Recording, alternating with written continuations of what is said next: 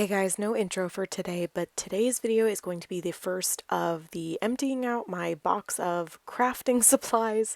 I posted a video just showing you guys an entire box full of stuff that I need to use before I need to get anything else. So today's video is going to be dedicated to making this kind of small chest of drawers.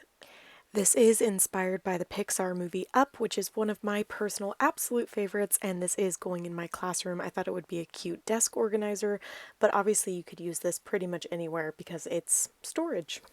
Let's get into the tutorial.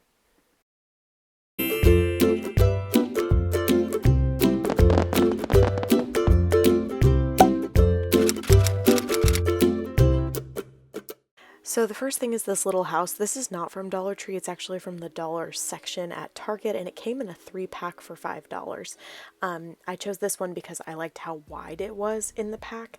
And then I started with white chalk paint because I wanted to give it kind of a whitewash look, and then I realized how dumb that is because chalk paint is so thick. So I switched over to using just white cheap acrylic paint, and as you can see here, I'm just brushing it on and then kind of rubbing it with my finger. You can also water down the paint, and then you won't have to do the rubbing part that I'm doing right now. It'll be watered down enough to give you that whitewash effect. You could also just leave this natural. It was very pretty as is. I honestly don't remember why I decided to do this, but it turned out nice, so dealer's choice.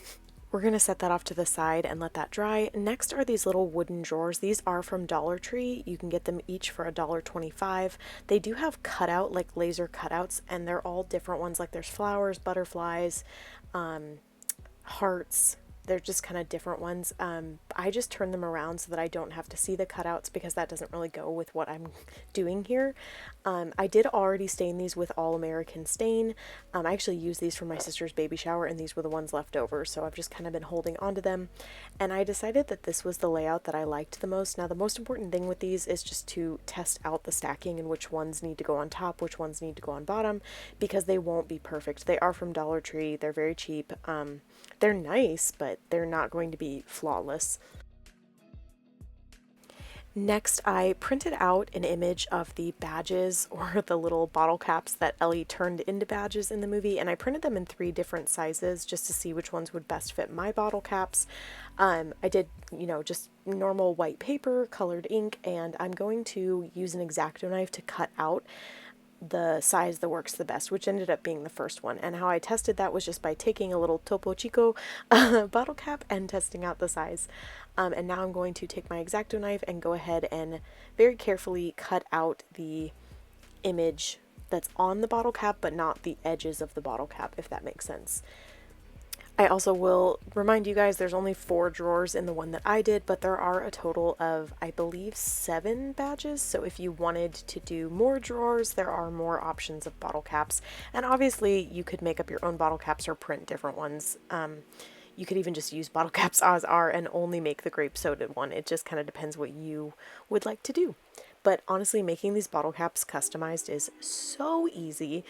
So once you have it cut out and you have your bottle cap, you're just going to need some Mod Podge. I am using the glossy one. I did end up spray painting all of the bottle caps except for this one that I don't end up using. This is an extra. I lost the footage of me originally doing this, so I'm refilming it for you guys so you can see it. But I just put Mod Podge in just a normal coat on the top of the bottle cap, using just a paintbrush, and then I'm going to press down the cutout of the bottle cap design, and then I'm going to start to smooth down the edges. That's very, very important. And then I'm going to load my paintbrush up with more Mod Podge and do a very thick top coat, and then I'm going to use my thumbs to smooth down the edges onto the bottle cap. That is like imperative. It's what makes these look so nice and so real. And that's it. Your bottle cap is ready once it's dry. Moving on, you're also going to need these little cubes from Dollar Tree. They come in a pack of like 50. It's awesome. And that's how you're going to make the bottle caps stand out from the drawer. I did go ahead and use the All American Stain on these as well, and I wanted to show you guys the ends dye really, really dark compared to the sides. So just make sure that you glue it down the way you like it. You won't really see it, but just in case. But this is how I'm going to prop up my bottle cap. So I started with using just E6000 glue and centering the little cube on the drawer and then attaching the bottle cap. I did go back and reinforce it with hot glue, and the reason for this was because the E6000 was taking so long to dry, one of the bottle caps fell off and I needed to move on with the project. So just make sure that you're using a very heavy duty glue in addition to hot glue if you do both, because it will make this project last longer. Also very important, make sure you double check the way your drawer goes, because you don't want it to open upside down and your bottle cap is facing the wrong way. And now while that glue is still setting, I'm just double checking to make sure it all looks right and nothing looks like it's scooted too far to the side or anything. And then I'm just going to set those off to the side to fully dry. This is me reapplying the hot glue just to reinforce it because that grape soda one was sliding. The next step is these little wooden beads. I bought these in a huge pack off of Amazon a very long time ago because I use them for tons of projects. But you can actually get these at Dollar Tree now if you need them. And then I'm just using kind of an assortment of paints. I did not end up using teal because my classroom is very like warm toned, so I am using a golden yellow. And honestly guys, I don't know if this is the best way, but it's my favorite way of painting these beads. I just take the bead and apply some paint with my fingers. Like, I've used a paintbrush, I've put these on a skewer before, I've spray painted them, but honestly just this is the best way to get an even coat. It goes quickly. You do have to wash your hands if you're obviously like switching colors, but it's easy. These are the colors I chose to do. I like how they coordinate it all together and they're a little bit more muted. And this is the wire I'll be using. It's kind of like a cool toned bronze, and that's going to be like the rope, if you will, to the balloons. So how I'm doing this is I'm just going to stick this wire into the hole of the bead, but I am going to use hot glue first. So you'll see here I'm using my hot glue gun just to squeeze some hot glue into the hole of the bead, and then I am putting that wire in and allowing it to dry. I do have my hot glue gun on a very low setting in order to let the glue dry faster. I do wish that I had not let my paint dry out, because then I could have painted the top of the balloons to match with the hot glue, if that makes sense. Like, you will see the hot glue on the top of these little bead balloons. It didn't bother me, but if it's gonna bother you, just keep in mind, like, you know, take your paint plate and like put it in a plastic bag so that you can paint the top. I'm totally out of frame, so I'm gonna cut ahead a little bit. But once you have all of these little wires hot glued into your beads, and I did cut these wires to like all different lengths to make sure I could stack them, and I'm twisting them on the bottom. I do end up twisting them kind of around each other too, just to get the assortment that I like.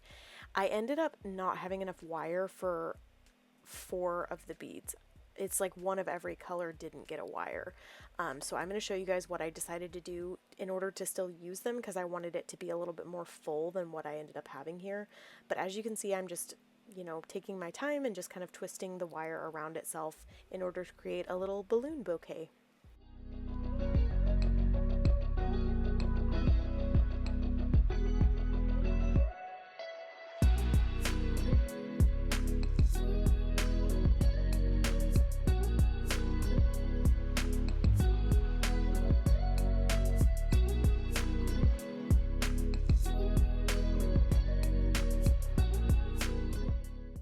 So this is what it looked like when I was done, and I wasn't totally in love with the fullness, so I decided to just go ahead and hot glue the extra beads that I had on instead of attaching them to individual wires. And I will tell you guys, the nice thing about hot gluing them is that you got to really decide exactly where that bead was going to go, which is kind of nice when you're working with a bunch of different colors, just to make sure that you don't have too many of the same color touching. And it made it look a lot more full because I didn't have to work with a wire coming out of the bottom.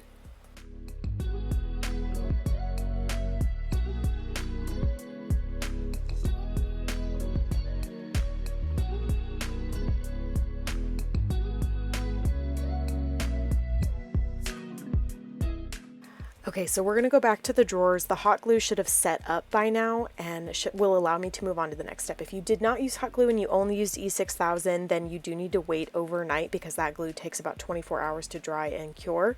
But I'm going to use a combination of hot glue and E6000 again because you guys are going to see this. I had wood glue. It was so expired. It was so expired. Ew. Throw that away, Saria. And so I switched to E6000 again, and I am going to apply that onto the top of this bottom crate, if that makes sense. So I'm going to start with the bottom one, apply hot glue and E6000, just enough to hold it in place while it fully cures.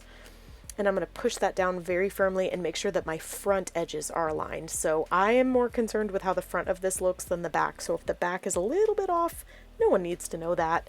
And then I'm repeating the steps on the other side with top and bottom, and then I'm going to allow those to dry. I gave them about 30 minutes just to get a nice secure hold before I went ahead and attached them together. And I also placed on top very heavy candles to push down on them while it was drying.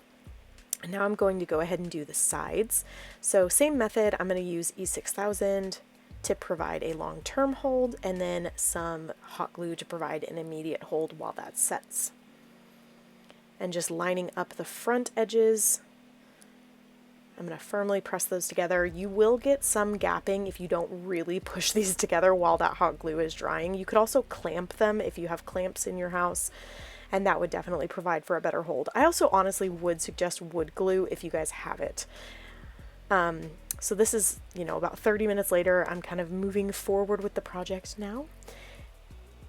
And the final step is to attach the house. Now this was very hard to get in frame. It was really hard to angle with my camera, but I'm basically just doing the exact same thing. I applied E6000 to the bottom of the house there, and then I'm also going to apply hot glue, but I made sure not to apply too much because I didn't want it to ooze out the sides or the back.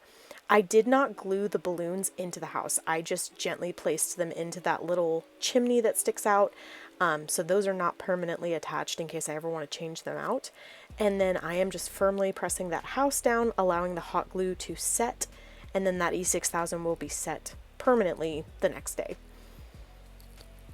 And this is what it looks like once it's all done. I think it came out so cute. I really do love when you can have kind of like nods to Disney without it being just blatant Disney in your face, even though I also love blatant Disney in your face. I just love all of Disney. But I really do like the subtleness of this, and I also just love that it's up. You guys let me know what you thought of this. Did you like how I chose to use these pieces? And if you guys have any ideas for future projects, be sure to check out my box of craft stuff and give me any ideas and suggestions that you guys might have. Please give this video a thumbs up, subscribe to my channel if you haven't already. It so helps me out, helps my channel grow, and I will see you guys in my next video. Bye!